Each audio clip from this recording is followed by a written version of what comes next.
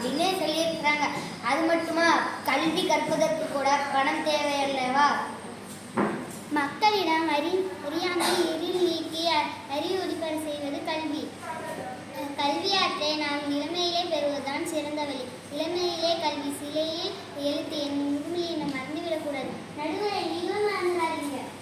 பொருள் வெற்றி தரும் பெருமை தரும் இவை மட்டுமா, உயர்கல்வி பெறும் வாய்ப்பு தரும் இல்லாத எல்லாரும் எள்ளுவர் என்று வள்ளுவர் கூறியதையும் நாம் அறிந்திருக்கிறோம். கற்ற கல்வியின் பணம் ஈட்டவும் முடியும், வாழ்க்கை உயரவும் முடியும். கல்விதான் எல்லா வாழ்க்கைக்கும் காரணம். புதுமைகளை கண்டறிவும் பணம் தேவையல்லவா? என்று நடுவர்களே, நான் சொன்னது சரிதானே?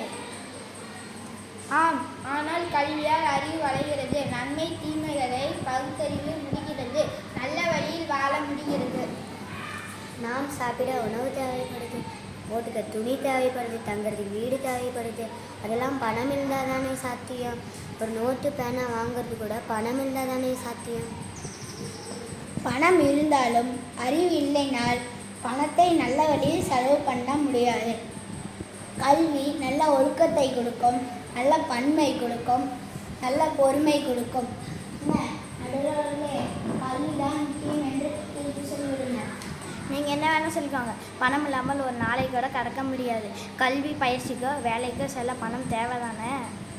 நடுவர்களுக்கு சரிதானே? கல்வி செல்வம் பொருள் செல்வம். ஒரு நாணயத்தை